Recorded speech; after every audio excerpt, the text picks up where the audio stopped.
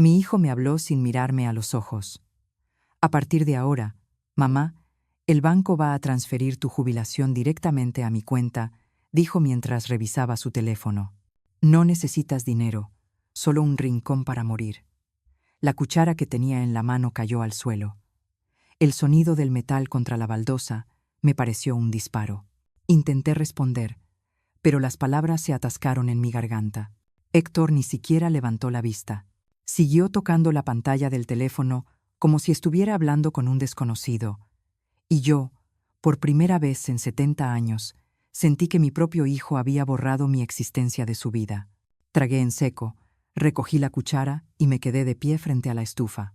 El guiso que preparaba para los dos seguía burbujeando, pero el aroma que siempre me había reconfortado ahora me revolvía el estómago. La casa, mi casa, me resultó ajena de pronto. Esa noche, mientras el reloj marcaba las 11, me quedé sentada en la oscuridad del comedor. El silencio pesaba más que los años. A lo lejos escuchaba la risa de Verónica, su esposa, en el dormitorio. Esa mujer había logrado lo que ni la pobreza ni la viudez pudieron: arrancar de mi hijo cualquier rastro de compasión. Desde que se casaron, todo cambió. La casa, que alguna vez fue refugio, se convirtió en prisión. A veces, cuando la escucho reír, recuerdo la primera vez que la vi. Era joven, bonita, con esos modales falsos que ocultan la soberbia. Su hijo tiene un gran corazón, señora, me dijo aquella tarde, mientras yo servía café. No imaginaba que años después sería ella quien se lo arrancaría pedazo a pedazo. Pero antes de continuar, quiero hacerte una invitación muy especial. Suscríbete al canal y deja tu me gusta. Esto me ayuda a ver que me apoyas y disfrutas de mis historias. Y comenta aquí abajo desde qué ciudad nos estás viendo ahora. Continuemos. Aquella noche no encendí la luz del dormitorio. El aire olía a humedad y a tristeza. Sobre mi mesa de noche estaba la fotografía de Héctor cuando tenía 8 años, sonriendo sin dientes, abrazado a un perro callejero que rescatamos entre los dos. Él era mi vida.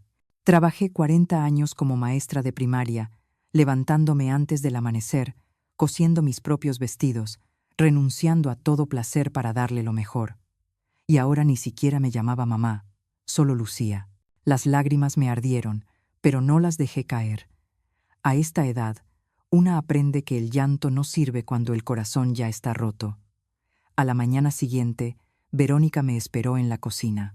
Tenía una sonrisa tan falsa que dolía. Lucía dijo mientras removía su café: «No te lo tomes a mal. Héctor solo quiere ayudarme quitándome mi dinero. Es por tu bien. A tu edad ya no necesitas tanto. Además, el banco es complicado y tú ya no estás para esos trámites».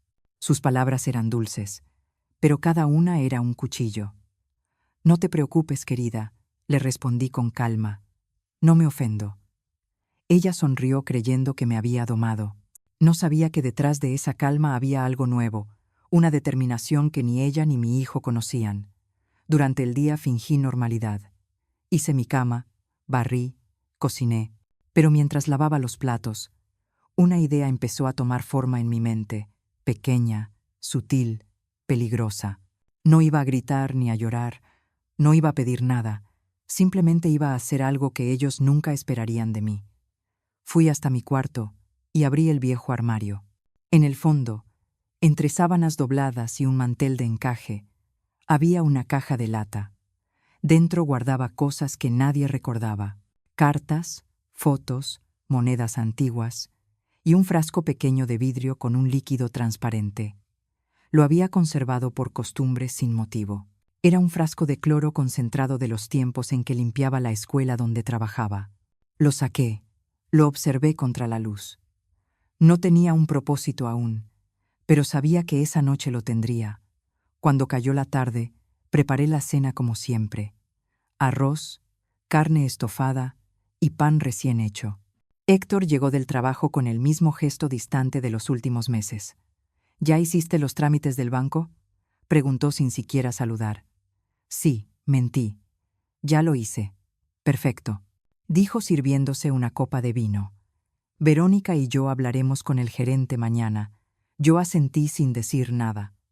Durante la cena no hubo conversación, solo el sonido de los cubiertos y la televisión al fondo. Cuando terminaron, se fueron a dormir. Yo me quedé recogiendo los platos y limpiando la mesa.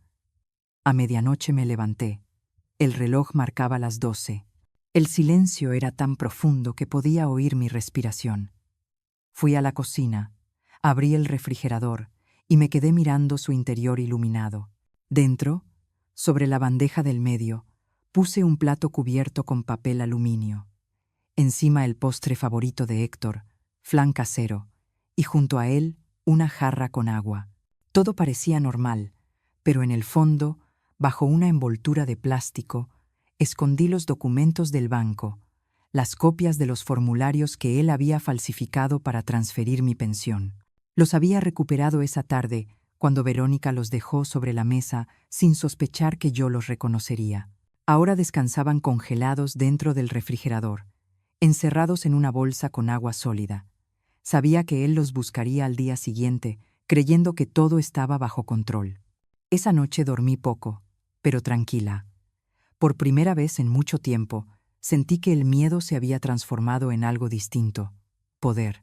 El amanecer llegó con su rutina: pasos, puertas, olor a café. Yo estaba sentada en la cocina cuando Héctor abrió el refrigerador. Todo fue cuestión de segundos. Primero el silencio, después un golpe seco, el sonido de vidrio chocando contra el piso y finalmente su grito. Un grito tan fuerte que hizo vibrar las paredes. Un grito de miedo, no de dolor. Verónica corrió desde la habitación. «¿Qué pasa?», gritó. Héctor solo señalaba el refrigerador temblando. Dentro, sobre la bandeja, los documentos flotaban en el bloque de hielo, perfectamente visibles, con mi firma al lado de la suya falsificada.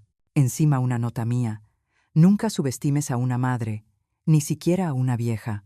Me levanté despacio, lo miré a los ojos y dije: «Buenos días, hijo. ¿Te sirvo café?». Él no respondió, solo se alejó pálido, con las manos temblando. Y yo, por primera vez en años, volví a sonreír. El ruido del refrigerador aún resonaba en mi cabeza cuando me senté junto a la ventana. La mañana estaba fría, con un sol débil que apenas alcanzaba a iluminar el jardín. Las manos me temblaban, no de miedo, sino de cansancio. Era el cansancio de toda una vida, de haberlo dado todo y haberme quedado sin nada. El reflejo en el vidrio me devolvió la imagen de una mujer que ya no reconocía. El cabello blanco, la piel marcada, los ojos opacos, y sin embargo, detrás de ese rostro gastado, todavía vivía la muchacha que fui alguna vez, la que soñaba con una familia, con un amor sincero, con un hijo que la abrazara sin vergüenza, la misma que creyó que la bondad siempre era recompensada. ¡Qué ingenua fui! Me casé a los 22 años con Samuel, un hombre de manos firmes y sonrisa fácil. No teníamos nada, solo una habitación alquilada y una radio vieja que siempre sonaba con interferencias. Pero éramos felices. Cuando Héctor nació, Samuel lloró. Nunca lo olvidaré. Sus lágrimas caían sobre el cuerpo del bebé como una promesa. Prometió protegernos, cuidarnos, amarnos, y cumplió hasta el último día de su vida. Murió joven, demasiado joven, un accidente en la construcción donde trabajaba. Yo tenía 36 años y Héctor apenas 10. Ese día el mundo se partió en dos, el antes y el después. El antes solía a pan recién hecho, a domingos en el parque, a risas compartidas. El después olía a tristeza, a factura vencida, a sudor y a lágrimas escondidas en la almohada. Trabajé sin descanso, mañanas en la escuela, tardes cosiendo ropa ajena, noches dando clases particulares. Héctor era mi motivo. Cada vez que lo veía dormir, sentía que valía la pena.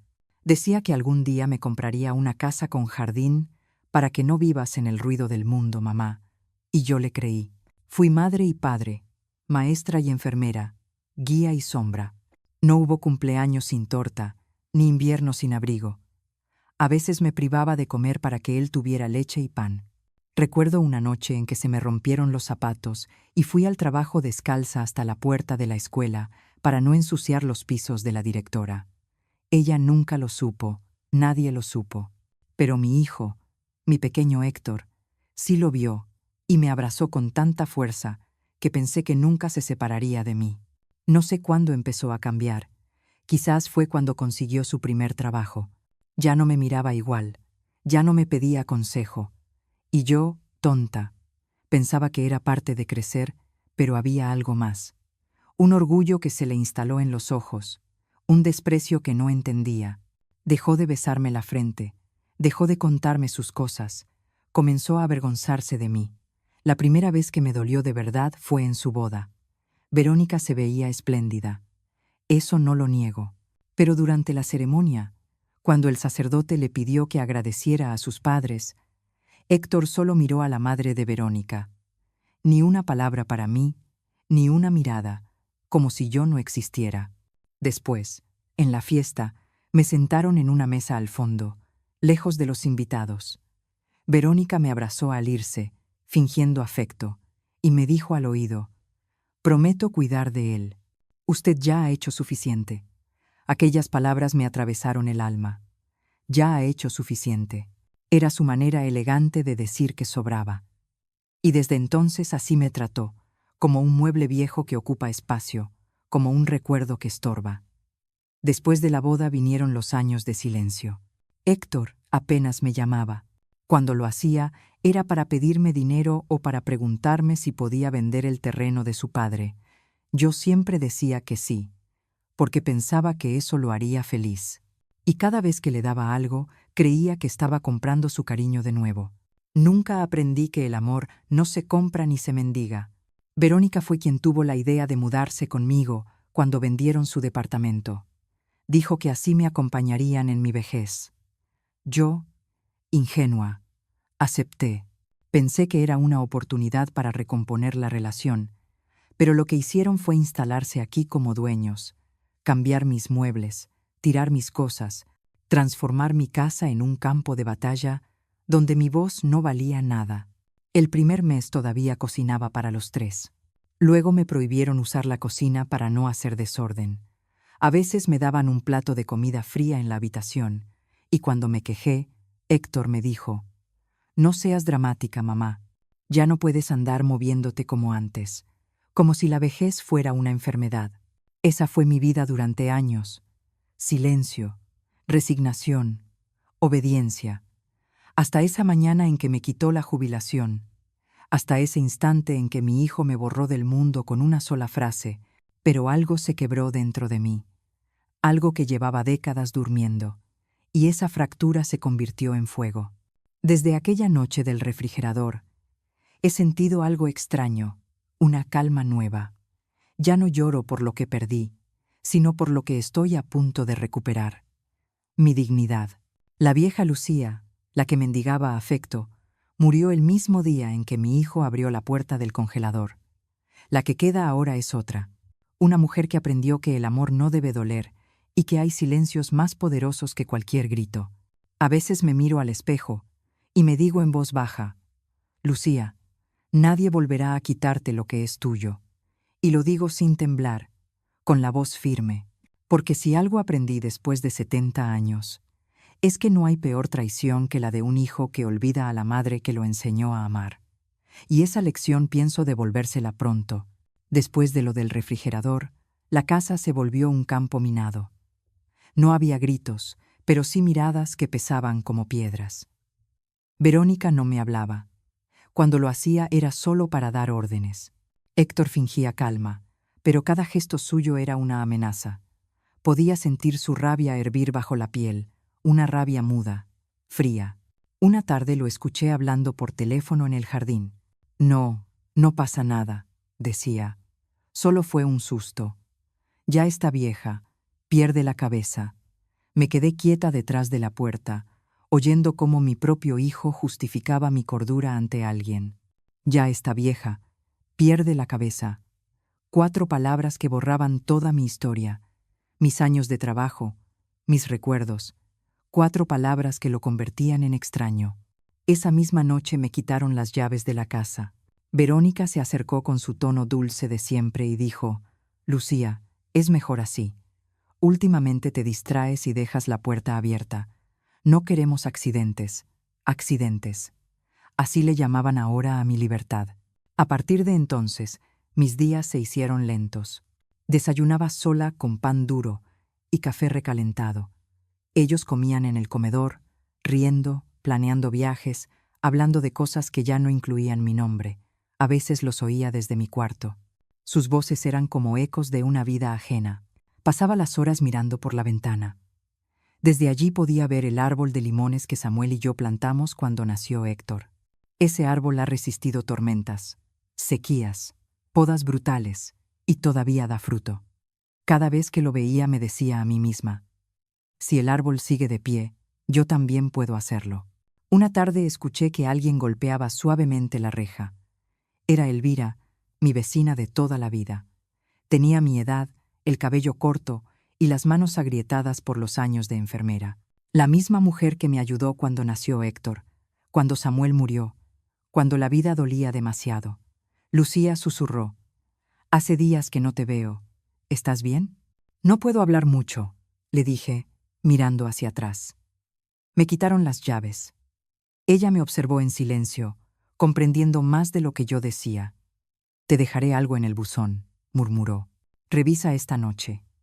Cuando cayó la noche y todo estuvo en calma, fui hasta la puerta. Dentro del buzón había una bolsita de tela. Adentro, un pequeño celular viejo, de esos con linterna y un papelito que decía por si necesitas ayuda. Me llevé el teléfono al pecho temblando.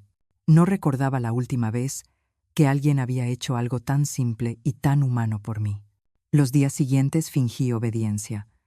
Respondía con una sonrisa a todo. «Sí, Verónica, tomaré mis pastillas. Sí, Héctor, ya apagué la estufa». Me dejé arrastrar por su falsa compasión hasta que bajaron la guardia. La debilidad era mi disfraz, y detrás de él mi mente trabajaba sin descanso. Empecé a usar el teléfono de Elvira solo por las noches. Nos comunicábamos con mensajes breves. «¿Estás bien?», escribía ella. «Sí, todo bajo control», respondía yo, hasta que una noche le pedí algo que me costó escribir. «Necesito un favor, Elvira, algo importante».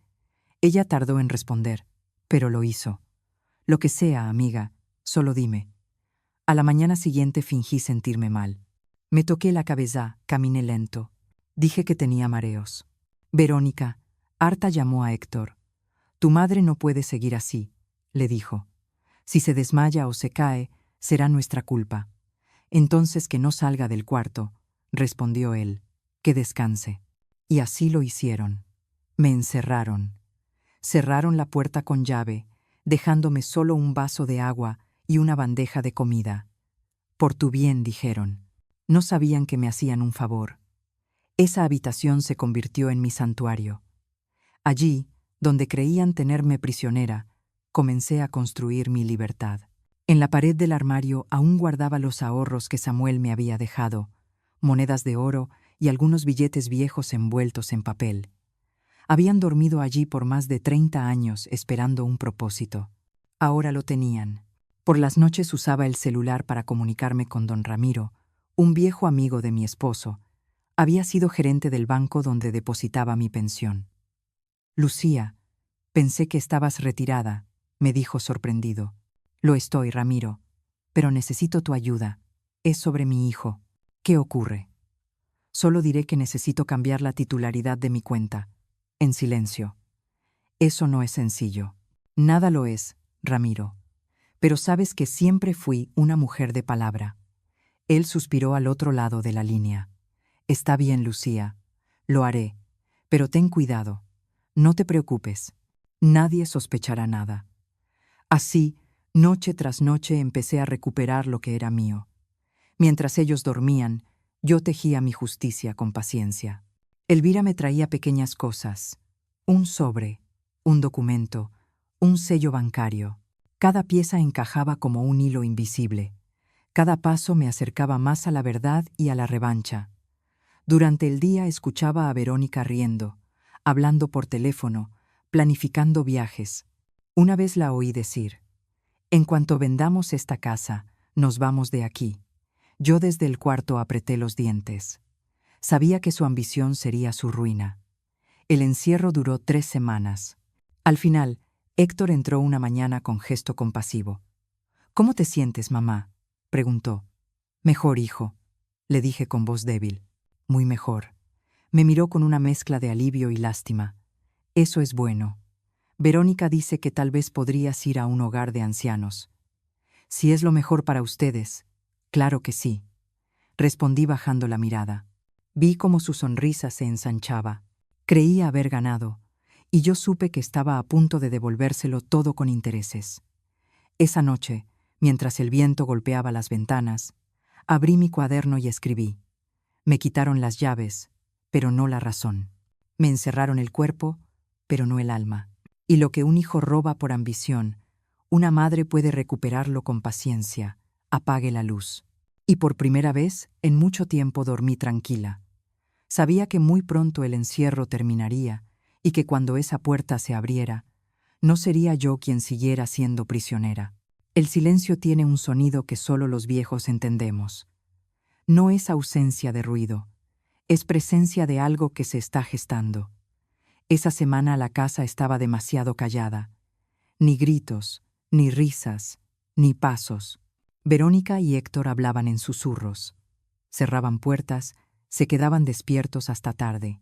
Yo fingía dormir, pero mis oídos seguían despiertos, como los de una madre que presiente la tormenta antes de verla. Una noche los escuché. Mi habitación da al pasillo, y la pared que nos separa es delgada como papel.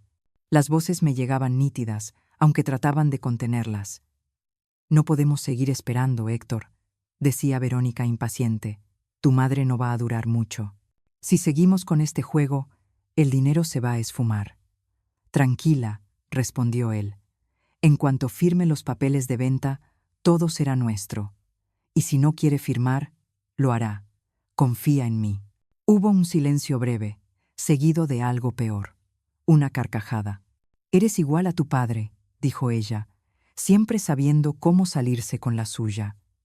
«Mi padre era un imbécil», replicó Héctor con una dureza que no le conocía. «Por eso murió pobre». «Y tú no vas a morir así», dijo ella acercándose. «Vas a hacer lo correcto, amor». Lo que se escuchó después no fueron palabras, sino besos.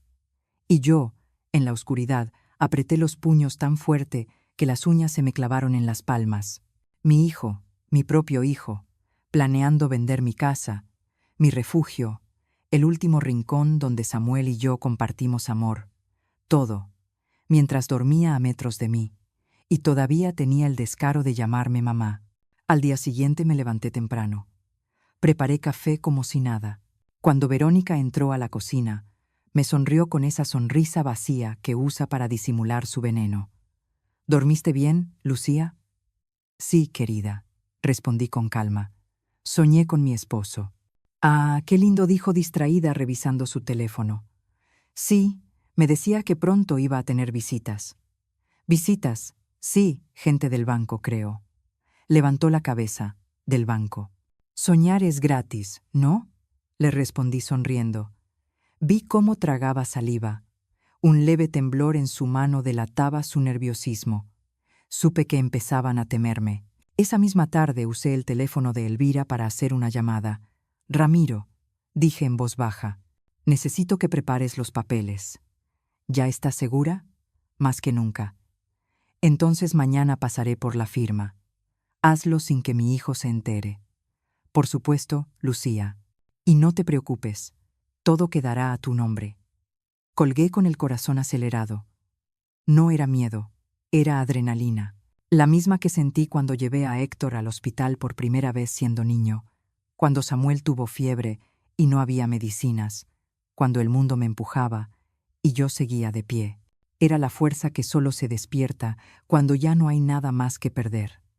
Por la noche volví a escuchar a la pareja hablando. Esta vez sus voces eran más agudas, nerviosas. «¿Y si el banco la cita sin avisar?», preguntó Verónica. «No pueden hacerlo sin mi autorización», respondió Héctor. «No confío en ella. Esa vieja no es tan tonta como parece. Ya está débil. Apenas camina. No tiene idea de lo que pasa». Reí en silencio. Si supieran lo rápido que aún pienso, se asustarían. Si supieran lo mucho que escucho, dejarían de hablar. A la mañana siguiente, cuando Héctor se fue al trabajo, Verónica se quedó en casa. Me llevó el desayuno al cuarto. Un gesto que habría sido amable en otro tiempo, pero que ahora olía a veneno disfrazado de compasión. «Aquí tienes, Lucía», dijo. «Tienes que alimentarte bien. ¡Qué detalle el tuyo!». «Hija», respondí, usando la palabra hija como un arma. Ella sonrió apenas con fastidio. «Dentro de unos días tendremos buenas noticias», anunció. «Ah, sí. ¿Qué tipo de noticias?». «De esas que cambian la vida», contestó girando sobre sus tacones. Cuando se fue, me levanté y escondí el plato bajo la cama. No confiaba en lo que había dentro. El sabor de la comida era distinto, metálico. El instinto nunca me falló y esa vez no iba a empezar. Por la tarde, Elvira se acercó con un sobre. «Aquí está todo», me dijo. Don Ramiro lo preparó. Lo abrí. El documento que transfería la casa a mi nombre con una cláusula especial. En caso de fallecimiento, pasaría a ser propiedad de una fundación para mujeres mayores sin hogar. No a mi hijo, no a su esposa, a otras como yo. Sentí las lágrimas correr por mis mejillas. «Gracias, Elvira». «No me des las gracias», dijo. «Solo prométeme que serás cuidadosa». «Siempre lo fui», respondí, «pero ahora también seré peligrosa». Esa noche escribí una carta. La dejé sobre mi mesita bajo el retrato de Samuel. Si un día no despierto, no lloren por mí. No fui víctima, fui testigo de mi propia guerra y la gané sin disparar una sola bala. Luego guardé otra carta en el armario destinada a Héctor. En ella le explicaba que ya sabía todo, que si algún día encontraba esa nota sería porque lo había perdido todo, exactamente como me perdió a mí. Cuando Héctor regresó a casa, algo en su rostro había cambiado. Demasiada calma. Esa clase de calma que precede a la violencia. «Mamá», dijo con voz suave, «mañana vendrán del banco». «Ah, sí. Qué sorpresa. Solo necesitamos tu firma, nada más». «Claro, hijo. Firmaré lo que quieras». Sus ojos se iluminaron, creyendo que por fin me había rendido. Me tomó de la mano, fingiendo ternura. «Sabía que ibas a entender». Yo le devolví la sonrisa. «Sí, hijo. Lo entiendo todo». Cuando se fue a dormir, me quedé sola en la cocina mirando la penumbra. El sonido del refrigerador llenaba el silencio como un recordatorio. Pensé en Samuel, en cómo él siempre decía: «Hay batallas que solo se ganan cuando el enemigo cree que ya venció».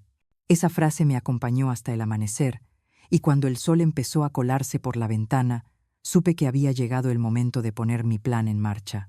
Antes de dormir, recé en voz baja. No pedí justicia ni venganza, solo pedí lucidez. Porque en la vida a veces el castigo más grande no es la muerte, sino el remordimiento. Y esa sería mi herencia para mi hijo. El día amaneció con una calma que me dio miedo. El cielo estaba limpio, el aire quieto y la casa parecía contener la respiración. Héctor había salido temprano al banco acompañado de Verónica. Dejaron sobre la mesa una carpeta de documentos, la misma que, según ellos, pondría todo en orden. Me senté frente a esa carpeta durante horas sin tocarla. Solo la miraba como si mirarla fuera suficiente para entender su veneno. Sabía lo que contenía: la venta de mi casa, la cesión de mi cuenta y el cierre definitivo de mi independencia. Era su golpe final. Y lo mejor de todo era que ellos creían que yo iba a dárselo con mis propias manos. Cuando volvieron, la tarde ya se había teñido de naranja. Verónica traía ese perfume caro que siempre me da náuseas, y Héctor caminaba con la arrogancia de quien cree que ha ganado. «Mamá», dijo él con una sonrisa que me resultó extraña, «hoy es un día importante». «Ah, sí. Vamos a terminar con los trámites. Ya no tendrás que preocuparte por nada». Verónica se sentó frente a mí y me miró fijamente. «Solo falta tu firma», dijo empujando la carpeta hacia mí. Aquí me temblaron las manos, pero no de miedo. Era la emoción de una actriz antes del acto final. Tomé el bolígrafo, Abrí los papeles y fingí leer sin comprender. ¿Y esto es del banco?, pregunté con voz frágil. Sí, mamá, confía en mí, respondió Héctor, mirándome como si fuera un niño dándome instrucciones. Claro que confío, hijo. Siempre lo hice. Y firmé 1, 2, 3 veces sin protestar. Verónica sonrió satisfecha, creyendo que mi sumisión era auténtica. Así me gusta, Lucía, que coopere. Cooperar. Qué palabra tan peligrosa.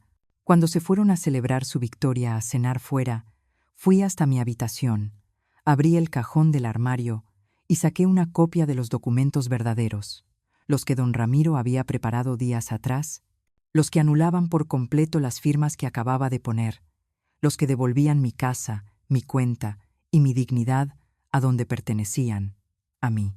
Mientras ellos firmaban su propio engaño, yo ya había cerrado el mío. Ramiro lo había hecho todo sin ruido, con la precisión de un hombre que conoce los rincones de la burocracia. Lucía me dijo por teléfono, cuando ellos presenten esos papeles, el sistema mostrará a otros. Y créeme, el banco no discute con una maestra que tiene recibos guardados desde 1983. Guardé las copias en una caja metálica junto a las fotos de Samuel y la libreta de ahorros. Cada firma, cada sello, cada movimiento era parte de una sinfonía silenciosa que pronto estallaría. Esa noche dormí poco. Escuché cuando llegaron riendo, chocando copas en la cocina. Desde el pasillo oí a Verónica decir, «Ya está hecho. Mañana mismo pongo la casa a la venta». «Tranquila», respondió Héctor. «Primero me transfieren el dinero. No quiero errores». «¿Y tu madre?» «Mi madre». Hubo una pausa. «Mi madre ya no tiene nada». Cerré los ojos y me prometí que esa sería la última vez que lo escucharía hablar así. Al amanecer, Elvira vino con paso rápido, disfrazada de repartidora. Llevaba una gorra y una bolsa de pan en la mano. «Aquí tienes lo que pediste», me dijo entrando en silencio. Dentro de la bolsa había un sobre con sellos notariales, documento registrado, decía en tinta azul. «¿Todo listo?», preguntó ella. «Todo». Nos abrazamos sin decir más. Dos mujeres viejas, cansadas, pero vivas. Elvira se fue por la puerta trasera justo cuando escuché la cerradura principal girar. Héctor había regresado. «Mamá», dijo entrando, «hoy vendrá el agente inmobiliario». «¿Para qué?» «Para tasar la casa». «Ah, qué bien. Así sabrán cuánto vale lo que fue mi vida», respondí sirviéndome café. Me miró con una mezcla de irritación y desprecio. «No empieces, mamá. No lo arruines». «Yo nunca arruino nada, hijo. Solo observo». Esa tarde el agente recorrió la casa tomando fotos, midiendo, haciendo preguntas. Yo lo seguía en silencio, mirando cómo sus dedos tocaban las paredes que Samuel había pintado con sus manos, el marco donde aún se veía su letra, los escalones donde Héctor dio sus primeros pasos. Era como si un extraño diseccionara mis recuerdos. Cuando terminaron, Verónica firmó unos papeles y salió a la puerta a despedirlo. Héctor se quedó atrás, revisando los documentos. «¿Estás contento, hijo?», le pregunté. «Por supuesto. Esto nos dará una vida mejor. ¿A ti o a nosotros?» «A todos», dijo sin levantar la vista. «¿Y dónde viviré yo?» «En el hogar de ancianos que vimos el otro día». «Ah, claro, ese con rejas en las ventanas. Muy acogedor». Su silencio fue mi respuesta. Lo miré fijamente. No había amor en su rostro, solo una máscara de ambición, y detrás de esa máscara una sombra que no reconocía. Cuando cayó la noche me encerré en mi cuarto, saqué una libreta y escribí una sola frase. «El poder no lo tiene quien manda, sino quien sabe esperar». Luego encendí la radio. Una canción vieja, la favorita de Samuel, llenó la habitación. Por un momento me sentí en paz, casi feliz. Pero antes de dormir me prometí algo. Cuando todo terminara, cuando el teatro se derrumbara, no levantaría la voz, no haría falta. Mi silencio sería más fuerte que cualquier grito. Antes de continuar, dime aquí en los comentarios qué te está pareciendo esta historia hasta ahora y qué harías tú en su lugar. No te vayas del video, porque lo que viene a continuación Te pondrá la piel de gallina. A la mañana siguiente, Héctor recibió la llamada que lo cambiaría todo. ¿Cómo que los documentos no son válidos?, gritó. Eso es imposible. Yo desde el corredor fingí sorpresa. Pasa algo, hijo. Él me miró con una mezcla de furia y desconcierto. El banco dice que las escrituras están a tu nombre y que no puedo hacer ningún trámite sin tu autorización. Ah, qué raro. Tal vez hubo un error, dije sirviendo café. ¿Qué hiciste, mamá? Nada, hijo, solo firmé lo que me diste. No era eso lo que querías. Verónica entró corriendo desesperada. Héctor, el agente inmobiliario, llamó. Dijo que la venta se congeló. ¿Qué? El sistema dice que la propiedad está registrada como bien protegido por una fundación. El rostro de mi hijo se desfiguró. Las venas del cuello se le marcaron como ramas secas. Golpeó la mesa, tiró los papeles, gritó mi nombre. Yo solo lo observé en silencio, con el corazón en calma. La máscara ya cayó. Pensé esa tarde. Mientras ellos discutían y el teléfono no dejaba de sonar, me senté junto a la ventana con mi taza de té caliente. El sol entraba por el cristal, tibio, casi amable. Y por primera vez en años, sentí que esa casa me pertenecía otra vez. La mañana siguiente empezó con gritos. Gritos que se mezclaban con el sonido del teléfono, el portazo de las habitaciones y los pasos furiosos de Héctor atravesando la casa como un animal herido. Yo estaba en la cocina removiendo lentamente mi café cuando lo vi entrar con los ojos desorbitados. ¿Qué hiciste, mamá?, vociferó. ¿Qué demonios hiciste? ¿Qué ocurre, hijo? No te hagas la inocente. El banco bloqueó mis cuentas. No puedo acceder al dinero. Levanté la vista. Tranquila. Qué raro, Héctor. Quizás el banco sospechó algo. Tú los llamaste. Tú moviste los papeles. Yo no sé nada de esas cosas, hijo. Ya te dije que estoy vieja y no entiendo de trámites. Sus manos temblaban. Estaba rojo fuera de sí. Verónica entró detrás de él con el rostro pálido y los labios tensos. Nos están investigando, dijo casi en un susurro. ¿Qué?, pregunté fingiendo sorpresa. El banco reportó movimientos irregulares y hay una denuncia por falsificación de firmas. Héctor la miró como si fuera a matarla. Te dije que borraras todo. Te dije que lo hicieras bien. No me culpes. Fue ella. Esa vieja lo planeó todo. Me reí bajito. No pude evitarlo. Una risa seca que me salió desde el fondo del alma como un eco de años reprimidos. Claro que lo planeé, les dije mirándolos a ambos. ¿Qué esperaban? ¿Qué dijiste?, preguntó Héctor, incrédulo. Dije que lo planeé. Desde el día en que me quitaste las llaves. El silencio fue absoluto. Ni siquiera el reloj de la pared se atrevió a sonar. Verónica fue la primera en reaccionar. No puede ser, murmuró. No tenías cómo hacerlo. Oh, querida, le respondí con calma. Cuando una mujer pasa 70 años resolviendo sola la vida, aprende a hacer muchas cosas. Héctor me dio un paso al frente. Nos arruinaste. Nos dejaste sin nada. No, yo no los arruiné. Ustedes lo hicieron solitos. Tú no entiendes. Era por tu bien, mi bien. Reí otra vez más fuerte. Mi bien no está en el dinero, hijo. Está en no tener que mirar a mi hijo y sentir vergüenza. Sus ojos se llenaron de ira. Por un instante creí que iba a golpearme. Verónica lo tomó del brazo, nerviosa. No te atrevas, Héctor. Cállate, le gritó él, empujándola. Ella cayó al suelo golpeándose el hombro. Yo me levanté despacio, sin perder la calma. «¿Ves, hijo?», dije. «Eso es lo que hiciste con tu vida, convertirte en lo mismo que juraste no ser. Un hombre violento, ciego por la ambición». Verónica se levantó llorando. «No me mires así, vieja bruja. Tú arruinaste todo». «No, Verónica, solo te quité lo que no era tuyo». «Vas a pagar por esto», gritó y corrió hacia el teléfono. «Llamaré a la policía». «Excelente idea», respondí. «Diles que revisen los documentos que tú falsificaste». Su mano se congeló en el aire. Héctor la miró confundido. «¿Qué dice Verónica?». Ella guardó silencio. Yo di un paso más. Sí, Héctor, fuiste ingenuo. Ella fue quien firmó en tu nombre los primeros papeles. Fue quien te empujó a usar mi cuenta. Ella quería la casa, no tú. Eso no es verdad. Balbuceó ella. No la escuches. Revisa tu correo, hijo. Hay copias de todo.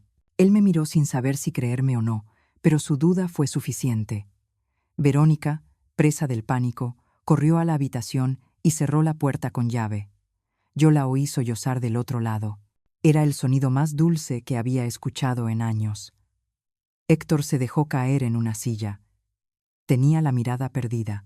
Por primera vez en mucho tiempo lo vi vulnerable, no como el hombre soberbio que me humilló, sino como el niño que una vez lloró entre mis brazos. «¿Por qué lo hiciste, mamá?», dijo en voz baja. «Porque ustedes me dejaron sin nada. Yo solo quería ayudarte. No querías adueñarte de lo que construí con mi vida. Y eso no es ayuda, hijo, es robo». Sus lágrimas comenzaron a caer.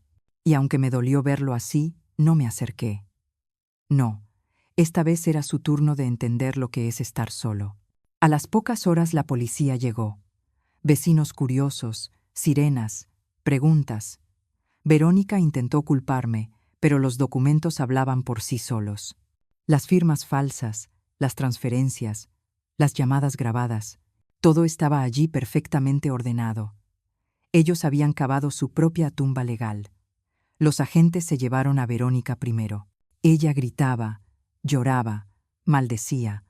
Héctor intentó detenerlos, pero uno de los oficiales le dijo: «Usted también debe acompañarnos. Hay denuncias a su nombre». Él me miró antes de salir. Una mirada que no olvidaré. Ni de odio, ni de amor, solo de vacío, como si de repente hubiera comprendido lo que perdió. Cuando la casa quedó en silencio, me senté otra vez frente al refrigerador. Abrí la puerta. Dentro seguía el bloque de hielo que usé aquella noche, ya casi derretido, pero aún guardando en su interior un trozo de papel con las primeras pruebas que encontré. Lo saqué, lo puse sobre la mesa y lo observé derrumbarse lentamente, gota a gota. Era como ver cómo el pasado se derretía frente a mí. Tomé el teléfono y llamé a Elvira. «Ya está hecho», le dije. «¿Estás bien?» «Sí, más de lo que estuve en años». Ella guardó silencio y luego preguntó: «¿Y ahora qué harás?» «Vivir, Elvira, solo vivir. Te lo mereces». Colgué y me quedé mirando por la ventana. El árbol de limones seguía en pie. Flores nuevas, brotes frescos, el mismo árbol que plantamos cuando Héctor nació. Me pareció un símbolo cruel y hermoso a la vez. La vida sigue, aunque las raíces estén heridas. Antes de irme a dormir, me miré en el espejo. Por primera vez en mucho tiempo me reconocí. No la mujer débil ni la madre olvidada, sino una mujer que sobrevivió a todo y que sin derramar una gota de sangre logró justicia. Escribí una última frase en mi cuaderno. Al final no grité para que me oyeran. Guardé silencio, y ese silencio fue mi venganza. Apagué la luz y dormí profundamente, como quien al fin puede cerrar los ojos sin miedo. Han pasado 3 semanas desde aquella mañana. 3 semanas desde que la policía se llevó a Héctor y a Verónica, desde que los gritos llenaron la casa y el vecindario entero se enteró de mi historia. Desde entonces la casa volvió a ser mía, pero no era la misma. El silencio que antes me dolía, ahora me protegía. Era mi escudo, mi paz, mi forma de respirar sin miedo. Cada día me levantaba temprano, preparaba mi café y abría las ventanas para dejar entrar el sol. Las cortinas volvían a moverse con libertad. Los cuadros, antes guardados, regresaron a sus lugares, y el aroma de jazmín volvió a llenar los rincones. Era como si Samuel me acompañara de nuevo, caminando por los pasillos, sonriendo en cada rayo de luz. A veces me sentaba en el porche a mirar el árbol de limones. El viento movía sus ramas con una dulzura que me hacía llorar. Llorar sin rabia, solo con alivio. Por primera vez en muchos años mi vida me pertenecía. Una tarde, Elvira llegó con una expresión que no supe descifrar. Tenía los ojos húmedos y el paso lento. «Lucía, dijo dejando el bolso sobre la mesa. Héctor salió de la cárcel. Sí, firmó un acuerdo con el juez. Verónica se declaró culpable. Lo exoneraron parcialmente. Asentí sin emoción. No sentí odio ni alegría, solo un vacío sereno. ¿Sabes dónde está?, pregunté. Dijeron que venía hacia aquí.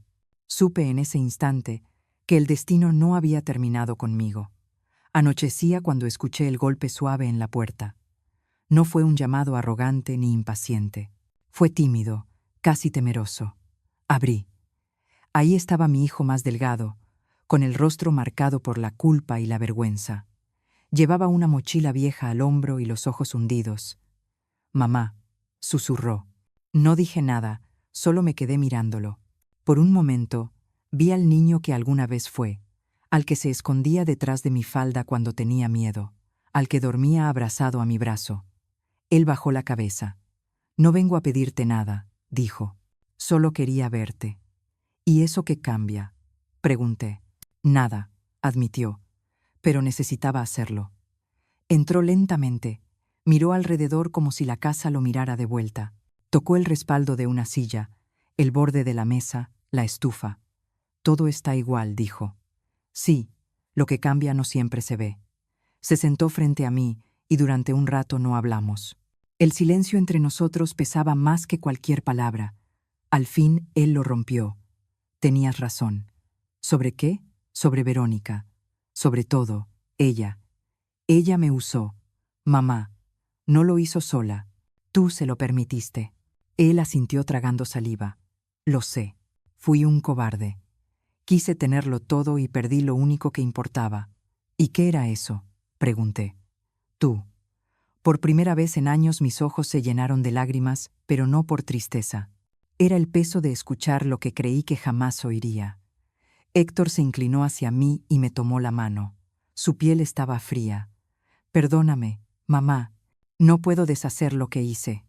«No, no puedes», le respondí. «Pero puedes aprender a vivir con ello». Él me miró y en sus ojos vi algo que no había visto nunca. Sinceridad. La misma sinceridad que Samuel tenía cuando cometía un error y venía a disculparse. Por un instante sentí una chispa de ternura, pero duró poco.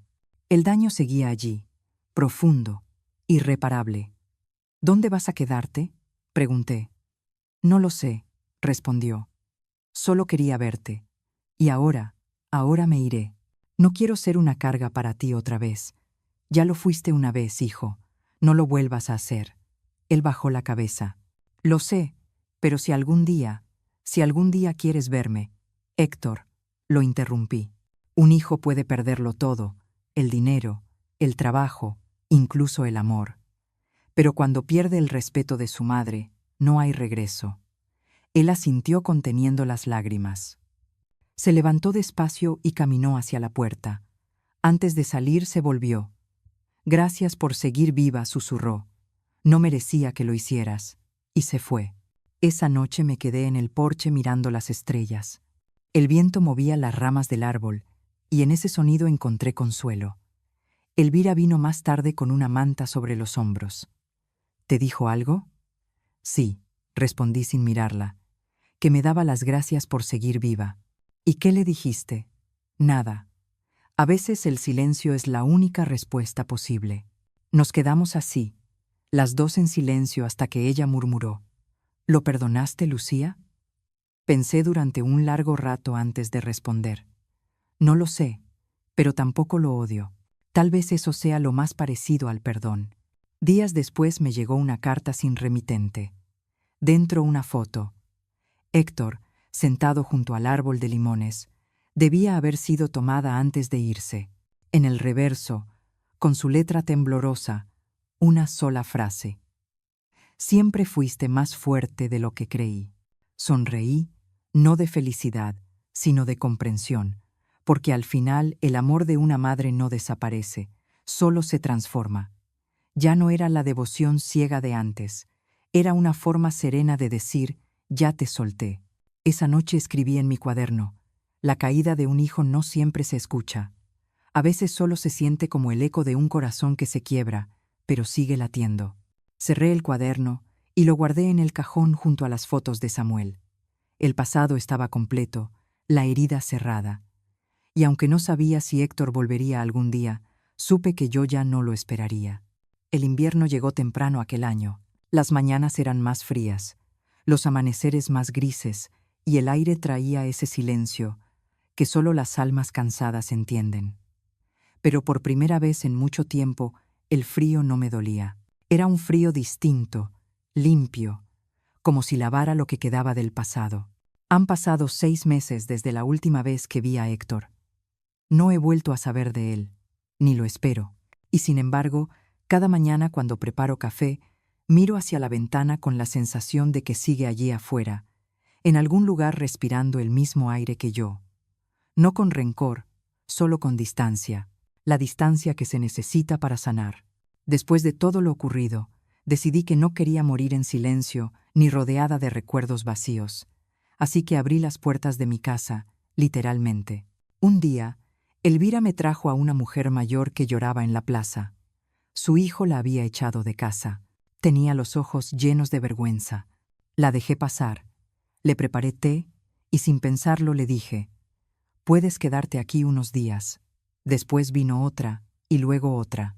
Y cuando quise darme cuenta, mi casa, aquella que mi hijo quiso vender, se había convertido en un refugio, un lugar para mujeres olvidadas, para las que la vida trató igual que a mí, con dureza, pero no con derrota.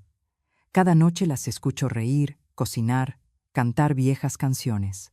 La casa respira vida otra vez, y en cada una de ellas veo un pedacito de mí. Hace poco vino un periodista local. Había escuchado sobre la Casa de las Valientes, como la llaman en el barrio. Me pidió que le contara mi historia. Reí. Le dije que no era una historia de venganza. Era una historia de memoria. Le conté que un día mi hijo quiso quitarme todo, mi dinero, mi casa, mi voz, y que sin saberlo me devolvió lo que nunca debí perder, mi dignidad. Él escuchó en silencio, tomó notas y antes de irse me preguntó: «¿Lo perdonó, señora Lucía?». Sonreí. Perdonar no siempre es abrazar, le dije. A veces perdonar es poder pronunciar su nombre sin que te tiemble el alma. Cada atardecer salgo al porche a ver el árbol de limones. Sigue ahí firme con sus ramas cargadas de fruto. A veces una de las mujeres del refugio rosa me acompaña. Ella siempre dice: «Este árbol no se muere nunca, Lucía». No respondo, porque está acostumbrado a sobrevivir a las tormentas. Ella sonríe y me toma la mano, y en ese gesto simple encuentro todo lo que necesito. Elvira partió hace un mes. Su salud se apagó despacio como una vela que ya dio toda su luz. Sus últimas palabras fueron para mí: «No dejes que te olviden, Lucía, que sepan que una mujer mayor también puede cambiar su destino». Le prometí que así sería y he cumplido. Cada mujer que llega aquí escucha mi historia no como un relato triste, sino como una advertencia. El amor no debe doler ni siquiera cuando viene de un hijo. A veces en las noches más frías me despierto y creo escuchar pasos en el pasillo. Suelo pensar que es el viento, pero otras veces estoy segura de que es Héctor, no entrando, no pidiendo nada, solo pasando en silencio para asegurarse de que estoy bien. Y aunque nunca abro la puerta, sonrío, porque el amor entre una madre y un hijo, aunque esté roto, nunca desaparece del todo. Solo cambia de forma. Hoy cumplí 71 años. Las mujeres del refugio me prepararon una torta, cantaron, me abrazaron y escribieron una frase en una cartulina: «Gracias por devolvernos la esperanza, Lucía». No pedí más regalo que ese, porque en esas palabras estaba todo lo que había buscado: reconocimiento, cariño y paz. Por la noche, cuando todas dormían, me senté frente al fuego y abrí mi cuaderno una última vez. Las páginas estaban llenas de letras torcidas, tachaduras, lágrimas secas, y escribí: «No nací para ser mártir, sino para recordarles que la vida no se detiene con el dolor, se reinventa, y que una madre puede perderlo todo, menos la fuerza de volver a levantarse». Apagué el fuego, me cubrí con una manta y me quedé mirando las llamas que aún chispeaban. El invierno seguía afuera, implacable, pero dentro de la casa el calor era humano, el calor de las que sobrevivimos. Cerré los ojos y susurré al aire. Samuel, ya puedes descansar. Tu casa está llena otra vez. No de dinero, de vida. Y así terminó mi historia. Una historia que comenzó con una humillación y terminó con una victoria silenciosa. Cuéntame en los comentarios desde qué ciudad me estás escuchando. Si esta historia te conmovió, dale like y suscríbete al canal para seguir acompañando relatos de mujeres que, como yo, aprendieron que nunca es tarde para recuperar la voz. M.